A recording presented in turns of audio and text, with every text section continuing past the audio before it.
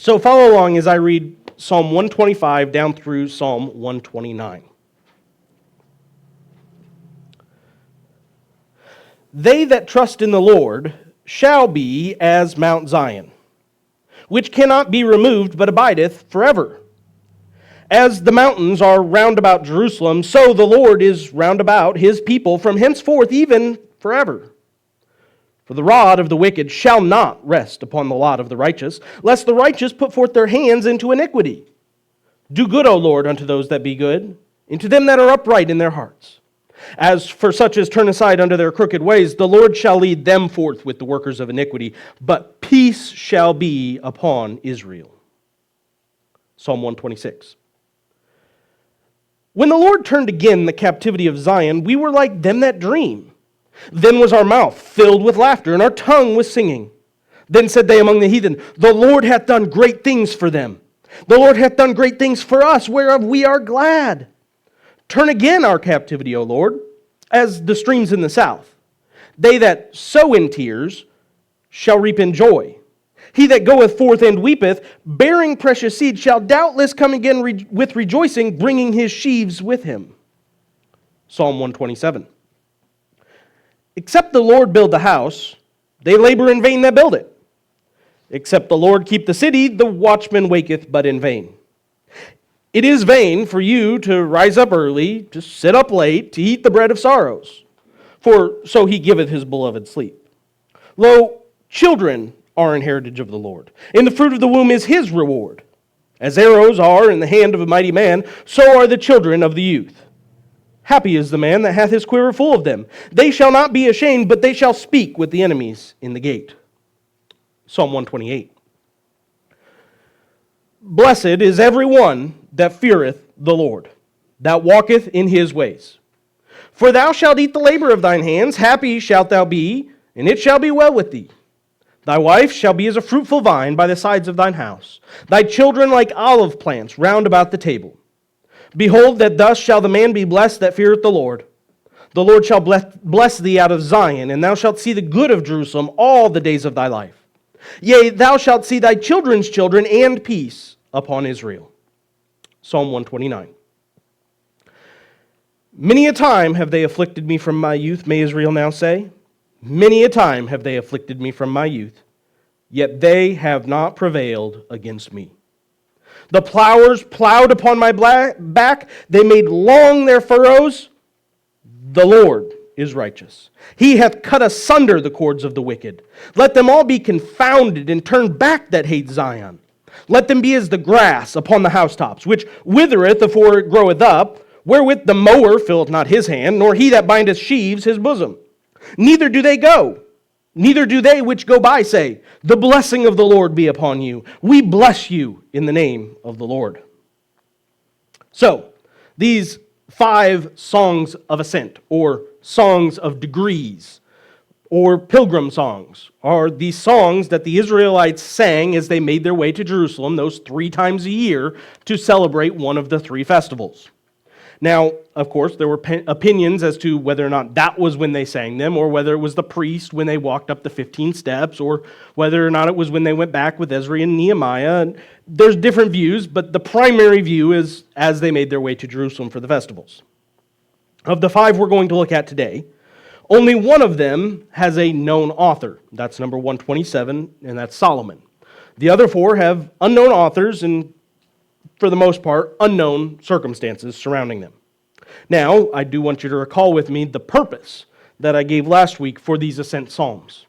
And that is this: no matter the circumstances we find ourselves in, highest of highs, lowest of lows, or somewhere in between, the one and only place that we should be running to in order to find an outlet to expel our heart of praise is the glorified, righteous, and thrice holy Lord. And the one and only place that we should be running to in order to find solace and consolation is the all-knowing, all-compassionate, and all-merciful Lord. So this week, like with last week, we'll take each one of these individually because they're separate. Now, they may be they're somewhat related. Of course, you can see within some of the themes that they're connected, and they're connected by way of being songs of ascent, but they are not necessarily connected in that The same guy that wrote 125 wrote 126 right after it. So they could have been written entirely different times of year, entirely different scenarios. So there's a bunch of just unknowns about them. So the lesson we will learn from Psalm 125 is this. Protection will forever be the Lord's. Protection will forever be the Lord's. So let's read it again, and then we'll work through it. They that trust in the Lord shall be as Mount Zion, which cannot be removed, but abideth forever. As the mountains are round about Jerusalem, so the Lord is round about his people from henceforth even forever. For the rod of the wicked shall not rest upon the lot of the righteous, lest the righteous put forth their hands into iniquity. Do good, O Lord, unto those that be good, and to them that are upright in their hearts. And as for such as turn aside unto their crooked ways, the Lord shall lead them forth as the workers of iniquity, with the workers of iniquity. But peace shall be upon Israel. So, in understanding this, what we have here is when the Israelites are making their way to Jerusalem, remember last week, Jerusalem's 2,700 feet in the air on top of Mount Zion. The only way to get to Jerusalem is you must go up. So, literally, they have this picture in their mind as they get to the base of Mount Zion of, we're about to go up this mountain into Jerusalem. And he says, you will be, if you trust the Lord, as Mount Zion. So they have this picture directly in front of them. Now, visually, they could see this mountain has not moved. When their parents dragged them to Jerusalem 3 times a year as a child, they saw, well, it's still there. Nothing's changed. And now they're dragging their children to Mount Zion saying, oh, nothing has changed. It's still there. It's not moved. Yeah, they might have moved some dirt around on top, but since the flood, at least, if not before, Mount Zion has remained exactly where Mount Zion is and has been untouched. Now, though they may have moved some dirt around to build houses, and they may have moved this little spot on Mount Zion here to there, the reason that it has not moved and will not move is because the entirety of Mount Zion is bedrock. Now, the layer of bedrock beneath the physical earth is a solid sheet of unmoving rock. That's why when we build a massive skyscraper or we want to build an earthquake-resistant or proof building, we drill down into the earth until we get to bedrock, and then we anchor the building into the bedrock because we know that's the strongest place to keep this building standing upright, to keep it from swaying and moving. Now, bedrock is generally 120 feet on average below the surface, roughly. In some cases, you hit bedrock only in a few feet. In some cases, you got to go hundreds of feet to hit it. But in relation to Mount Zion, all 2,700 feet of Mount Zion are bedrock. So you're not moving a mountain that's 2,700 feet high with a city built on top of it. You're not just going to go in and be like, hey, let's move this mountain. It's not going anywhere. It will stay there. There's no earthly circumstances, no tornadoes, no floods, no hurricanes, no nothing you want to throw at it is going to move Mount Zion in any way, shape, or form. Thus, when the psalmist says, those who trust in the Lord will be like Mount Zion, he's giving these pilgrims entering Jerusalem this picture right in front of them that you can be exactly like that mountain.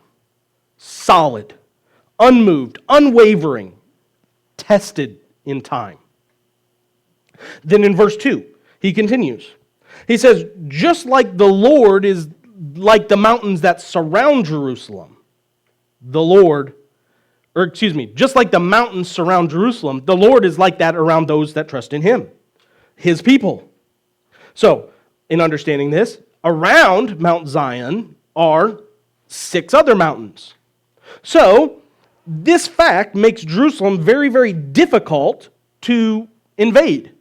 Because in order to get to Jerusalem, not only are you going to have to go up to get into Jerusalem, you have to go over the mountains to get to the valley before you go up into Jerusalem. So in other words, if the enemy wants to attack Jerusalem, they got to say, hey, we're right here and we're coming for you before they can actually get to there.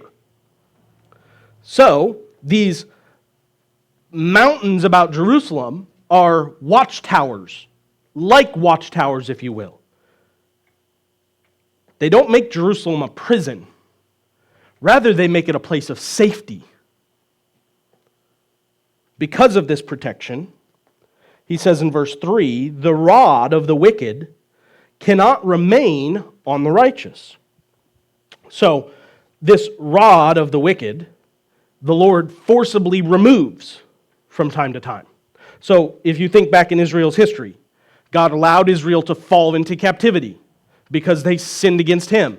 And the punishment was this captivity. But that rod of the wicked that oppressed them and held them in, God did not allow them to stay there forever. Rather, He broke the rod. He took it off of them. Why did He do that? Why did He refuse to allow them to stay in captivity? Well, it's this simple fact. Lest the righteous put forth their hands into iniquity. So, He didn't allow them to stay in captivity because He didn't want them to stay in iniquity. In other words, He didn't want them to garner the lifestyle of the Babylonians and become Babylonians, if you will. So He removed them from captivity so that they may go back to serving God. Thus, the psalmist says, do good to those that are good, to those that are upright in the heart, those that are righteous. Do good to them. Just as God exercised His protection, the psalmist wants God to continue doing so. The protection of being like Mount Zion. The protection like the mountains surrounding Jerusalem. Keep doing that. And he says this, in doing that, in protecting the righteous, he says, as for such as turn aside unto their crooked ways. Those that choose to refuse righteousness, those that choose to do wrong and choose to do iniquity, he says this, they're not going to stick around with the righteous people. Their heart is going to burn within them figuratively. They will be convicted by the presence of righteous people. Therefore, they will eventually leave because I don't want to be around that. I don't want to face that. And so they will leave and go to the other workers of iniquity. And thus, in the end, peace will be upon Israel because the wicked people are going to leave and go away because they don't want to be near these that trust the Lord. Now, the application of this psalm should be a massive comfort to us. Adam Clark said it this way. He said, it is not strange that the wicked and idolatrous powers have not joined together, dug down this mount, and carried it into the sea, that they might nullify a promise in which the people of God exalt. Wouldn't it be something?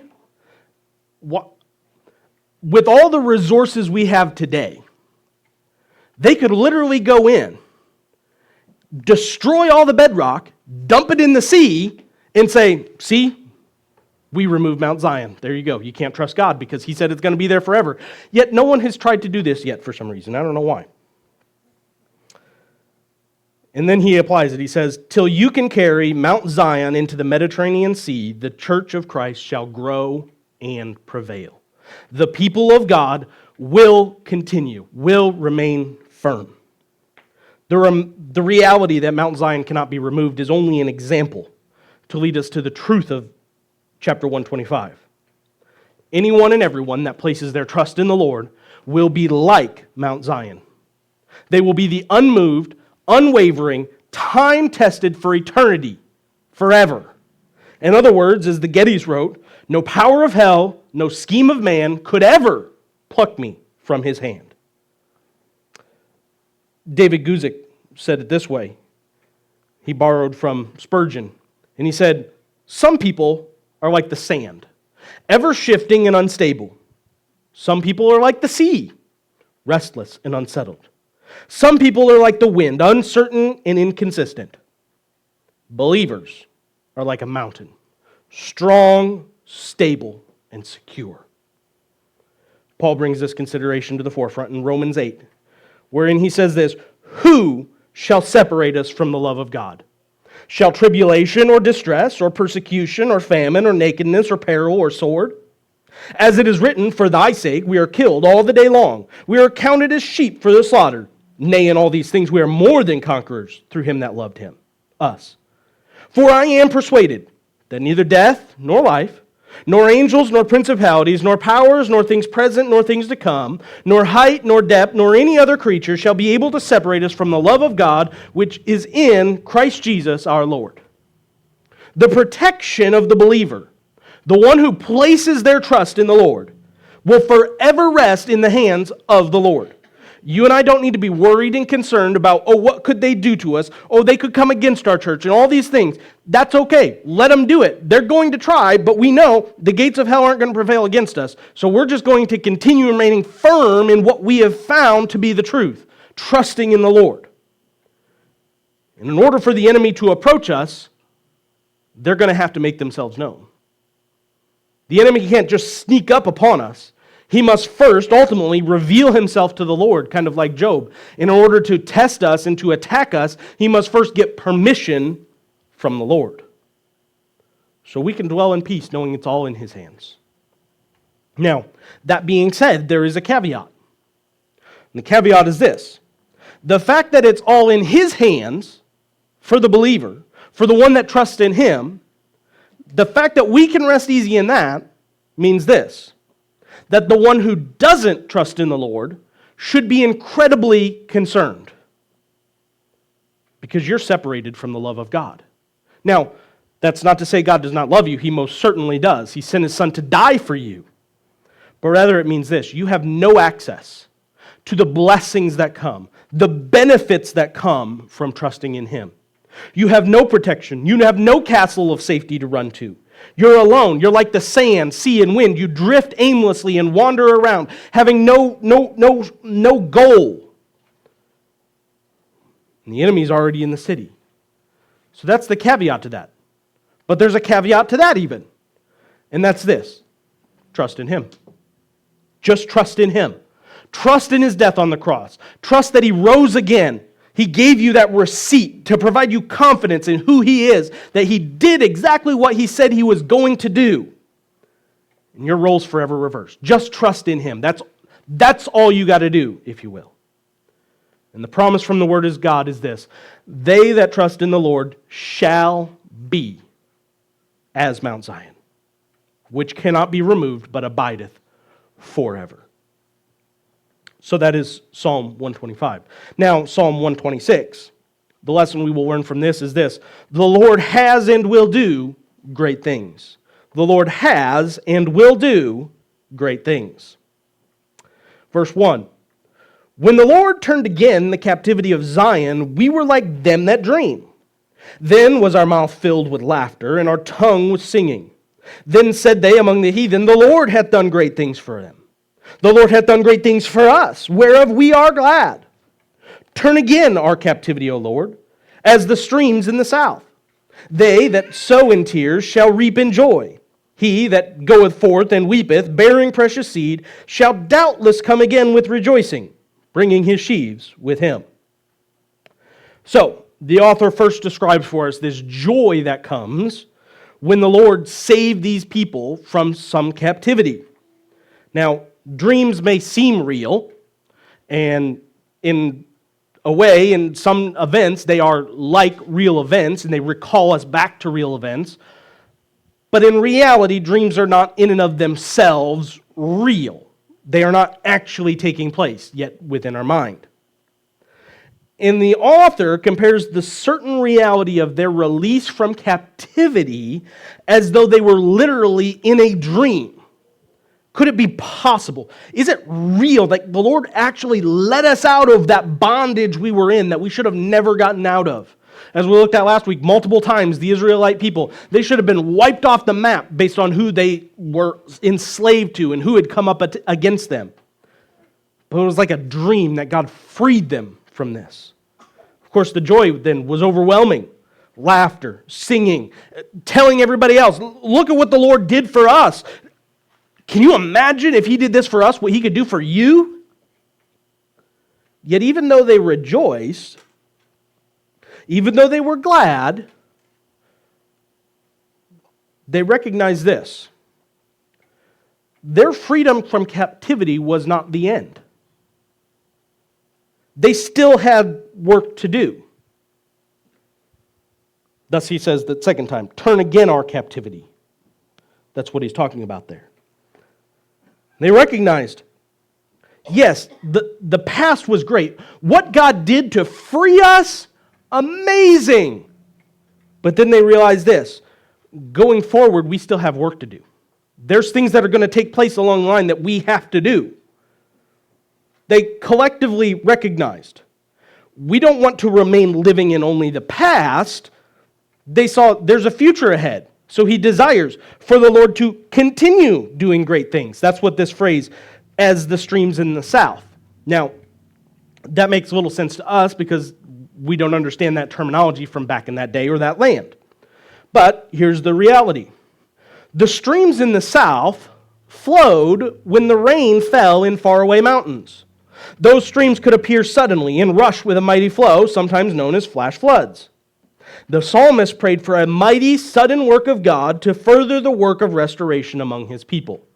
So, in other words, we could say he's calling for revival and asking for a revival of sorts. He's asking the Lord, do mighty, sudden works. Just like there's a dry and barren land and then, boom, water everywhere as far as the eye can see. Too much water. He's asking, do that again. But he also recognizes it's not going to be easy. There's going to be tears. There's going to be going forth with weeping. It's not always going to appear as though we're living in a dream. The sowing and reaping illustration he uses here is that a sower goes out with his seed. And he knows, I'm giving up these seeds forever. I could have used them for something else, but I'm choosing to give up these seeds, these valuable, precious seeds, because I know by allowing the seed to go, I'm going to get back way more than I ever could have had if I kept the seed to myself, if I harbored and kept the seed. So here's the application. We have been released from the captivity of sin. And that's sort of like living in a dream. The realities of salvation, all that God did for us, those of us that live lives entirely antithetical to what God stands for, entirely wickedly, entirely ourselves, selfish and pleasure-driven lives, yet still, he sent his Son to die for us. Still, he loved us greatly. And that fact is amazing. And it, at times, will leave us speechless. And we should look back on our captivity. And we should look back at the time that we were released from captivity. And we should be thankful and grateful and overjoyed at how great it was. Laughter and singing, telling others, look what God has done for me. But don't solely live in the past. We cannot survive just dwelling on the quote-unquote good old days.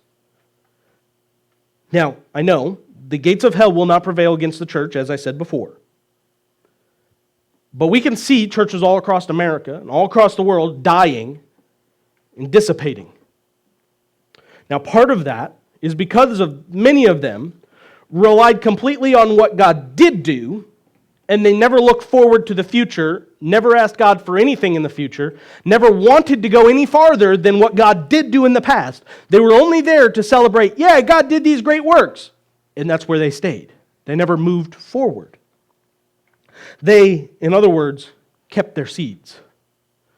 They didn't want to spread the seed. They didn't want to go out into the harvest field. Some churches continue to hold on to their seeds. They only want to allow those that believe like we do to come into our church. And I can understand that in a certain way, of course. I'm not trying to be ridiculously loose or liberal.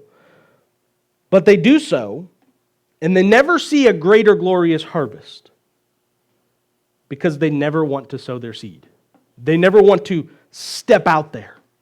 And here we are to be busy about sowing the seed. It's not going to be easy. At times there's going to be tears. At times it's going to be uncomfortable. At times it's going to be great sorrow. Yes, we're still going to rejoice in what God did, but we're going to ask God to do it again. Give us the streams in the south. Unleash the rains for us. The Lord has and will do great things. And our joy over the great things God did do should be high. We should be ever so grateful and thankful, and we should make endless speeches about how great God has done things for us. But at the same time, our desire for God to do even greater things should be equally as high. And desiring for Him to continue moving forward. That's why we pray, God, bring people to the church. Bring people into our lives that we can influence and bring to you. And show them what God has done and exclaim to them, the Lord's done great things for us. Let me tell you what He can do for you. Psalm 127, the lesson we'll learn in this one is this. Everything is a gift from the Lord. Everything is a gift from the Lord. Except the Lord build the house, they labor in vain that build it. Except the Lord keep the city, the watchman waketh, but in vain. It is vain for you to rise up early and to sit up late, to eat the bread of sorrows, for so He giveth His beloved sleep. Lo, children are an heritage of the Lord, and the fruit of the womb is His reward. As our arrows are in the hand of a mighty man, so are children of the youth. Happy is the man that hath his quiver full of them. They shall not be ashamed, but they shall speak with the enemies in the gate. Now, this psalm is the only one we're studying today that we know the author, and that is Solomon. Now, Solomon was the one tasked with building the temple. Now, as we can see at the beginning of this, except the Lord build the house, they labor in vain. And if He's the one that built the Lord's house, even with the vast treasures and wealth of David, that David accumulated, even with all the work that Solomon went out and brought together, the materials, the plans, and had it all ready to go, Solomon knew this. Even if we do all this, and we build this great, magnificent temple that's beautiful, if the Lord's not in it, it's empty, vain. It's worthless. It's useless. Now, not just the temple was he speaking of. Any house, any building that is built. Now, the last part of verse 1 causes us to think back somewhat to Psalm 125. Jerusalem's this great city set on a hill, surrounded by 6 other hills, well guarded, watched over. But if the Lord isn't the one that's truly providing the watch over that city, the watchman's wasting his time. Then in verse 2 he says this, the person that gets up early and stays up late to eat the bread of sorrow, which today we might put it this way, to make as much as you can, to do as much as you can with all the time that you have, that person that does all that without the Lord, they're going to lose it all. It's all gone. It's pointless and wasted. Because they did it all without the one thing that they needed. So though there are builders and watchers and laborers running to and fro saying, look at this house I built. Look at all this stuff that I've done. Look at this city that I watch. Solomon says, it's all in vain.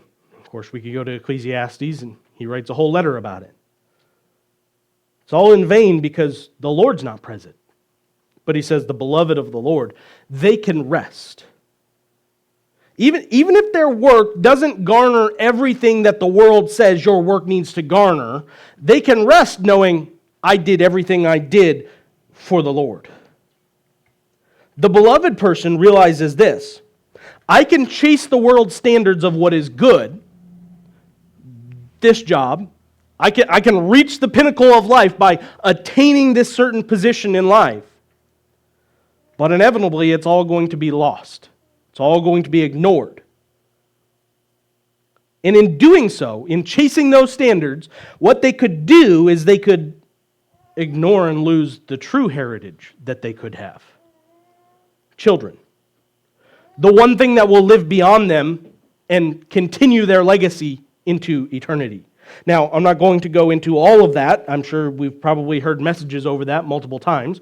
It is Father's Day. I guess I technically could. But the application of this psalm is not, look what I did.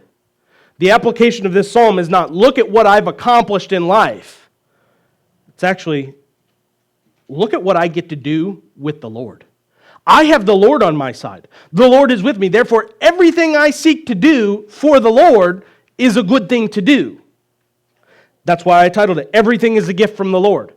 All the work, all the labor, all the day long, all of it is a gift from the Lord for you to do for the Lord.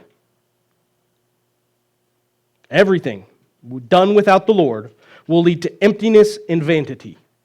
But when you center your life around the Lord, He will bring blessings. He'll show you what a true heritage is. He'll bring you the fulfillment you need in life. And that thought will continue in the next psalm. The lesson from Psalm 128 is this: blessings come from fearing the Lord. Blessings come from fearing the Lord.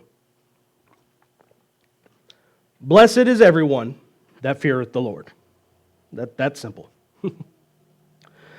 Blessed is everyone that feareth the Lord, that walketh in His ways. For thou shalt eat the labor of thine hands, happy shalt thou be, and it shall be well with thee. Thy wife shall be as a fruitful vine by the sides of thine house, thy children like olive plants round about thy table. Behold, that thus shall the man be blessed that feareth the Lord. The Lord shall bless thee out of Zion, and thou shalt see the good of Jerusalem all the days of thy life. Yea, thou shalt see thy children's children, and peace upon Israel. This psalm again gives us an ultimatum. Just as those that trust in the Lord will be like Mount Zion, those that fear the Lord will be blessed.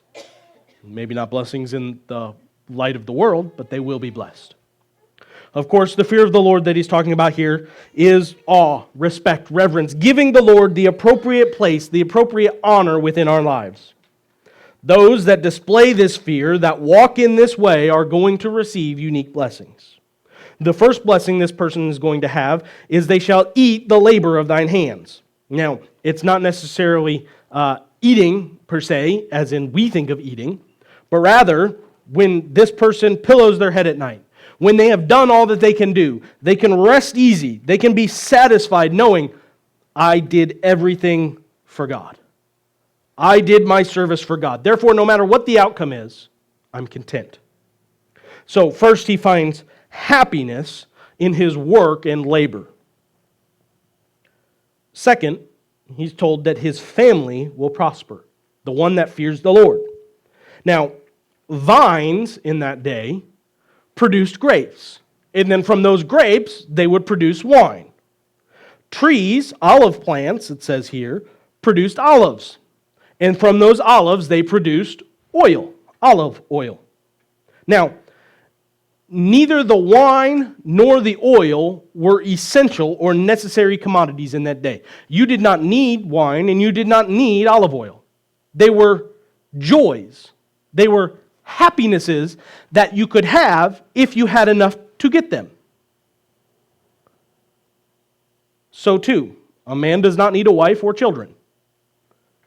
But if a man has wife and children, that should bring a joy, a happiness that will never be known if he does not have them. Thus the psalmist says this man is blessed out of Zion. This man that fears the Lord, that has this family, he's blessed out of Zion. Now, because of the new covenant, the Lord no longer dwells in Zion like he did in the temple. Rather, he dwells in heaven. By way of the Spirit, he dwells within us.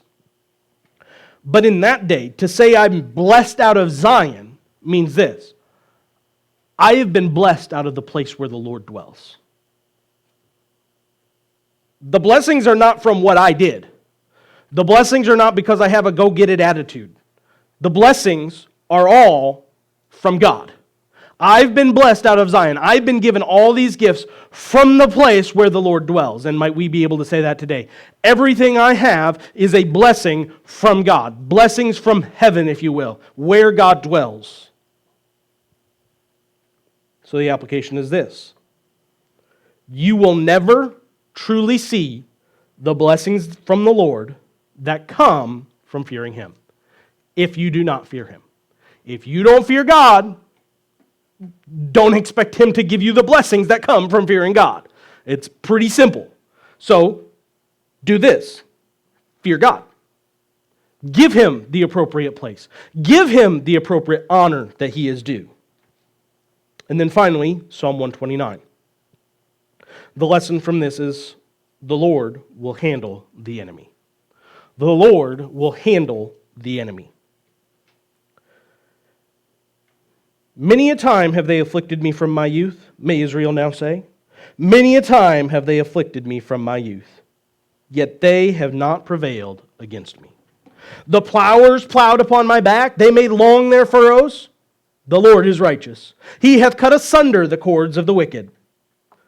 Let them all be confounded, and turn back that hate Zion. Let them be as the grass upon the housetops, which withereth afore it groweth up, wherewith the mower filleth not his hand, nor he that bindeth sheaves his bosom.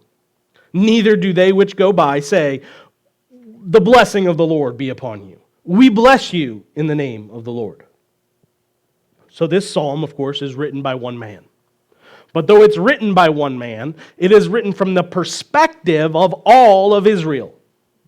Israel, of course, could rightfully say many times they were afflicted. Many times they were in captivity, as we looked at a couple times. And if we were to peruse the history of Israel, we would see that.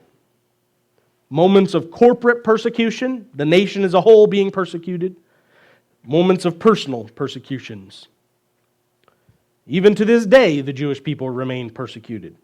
Who knew it was going to be so hard to wipe out just a single people group in 2,000 or 4,000 plus years, and yet nation after nation after nation after people have tried to do it, and they've still not accomplished it. The Lord has seen fit, yes, the Lord has seen fit to take care of the enemy at every time. At every hand, they have not prevailed against me, he says. He compares their affliction here to someone taking a plow to their back. And over this person plowed, this nation plowed and plowed and plowed, expecting one of these times we're going to plow under these annoying Israelites that keep worshiping this God that we really don't like and that keeps wanting us to turn to him. But over and over, the Lord has been righteous. He cut asunder the cords of the wicked. The cords of the wicked that he's speaking there is the yoke that they would use the oxen to plow. So he broke the yoke. In other words, the oxen didn't plow straight. They just wandered off. They didn't have the thing guiding them and telling them what to do. And so the Lord broke the yoke. Those that thought they could keep these people enslaved will keep Israel in captivity and eventually will destroy them. They found out that they were failures because the Lord handled the enemy. Now, the psalmist then prays in verses 5 through 8. 5 through 7, technically. And he prays that the Lord continue to confound those that desire to destroy Zion. He says, let them be confused in the way. Let them forget what they set out to do and let them get lost along the way to go do something else. And then he says, let them be like the grass on the housetops. Now, that to us makes no sense because of the place that we live in. We don't have grass on the housetops. And this is not speaking of houses dug into the ground. It's entirely different. To know this, we must understand the average house at that time in the Middle East. So this is what it would generally look like for this layout. Now, the house tops would not be angled like we have an angle to let the rain fall off. Rather, they were flat. They used this. This was part of the house. That's where they would go up to bathe, and they would go up there, and they'd hang out, and they'd relax in the cool of the evening. So these had a short wall around them so that the people on the ground looking up couldn't see onto the roof, and you could put your children up there to play around, and they wouldn't fall off the edge of the roof. Now, the climate in that day was very dry and arid. And the winds would gather over the Mediterranean Sea and sweep across the nation. In doing so, they would gather all this dust and dirt and straw and seeds and all sorts of stuff. It would get them and it'd blow across the land, and all that junk would be deposited on top of people's roofs. Now, because of this, some grass seeds might find a little bit of dirt in which to germinate when it became rainy. But just as soon as that grass sprang up, the dry heat would blaze into the nation. And so this grass would start going, and then it would wither, one, because it had no root system to get down into any water, and 2, because it was so dry and so hot. Therefore, it withered before a reaper would come in and try and pluck the grass to use it for something else. He had no chance to do that because it was already gone. It couldn't get enough life to it that it was worth binding into a sheave. So his prayer is, Lord, make the wicked men as useless as this grass that grows on the housetops. On top of that, he says this, neither do they which go by say, the blessing of the Lord be upon you. We bless you in the name of the Lord. So he's asking God, he said, don't let anybody that goes by these wicked men, don't allow them to say, the Lord bless you. So what's the application for us? Well, it's this. The enemy's threats are as useless as the grass was on the housetops. So you don't have to fear what they can do to you. Any enemy that comes against the righteous people of the Lord, he'll take care of them. He will handle them. We don't have to go out and fight the war. He'll fight it for us. The Lord will handle the enemy. So we can allow our concerns about seeing justice done, we can allow those concerns to be laid to rest because He is just and He will work it out in the end. We know the enemies of God will not be able to stand against Him. Again, Romans 8:31 that I quoted last week. If God be for us, who can be against us? No, nobody could be against us. So the Lord, He'll handle the enemy. We don't have to worry about that. So the 10 lessons of Ascent so far are this. The Lord hears our cry in Psalm 120. In Psalm 121, we are preserved by the Lord. In Psalm 122, together we give the Lord thanks.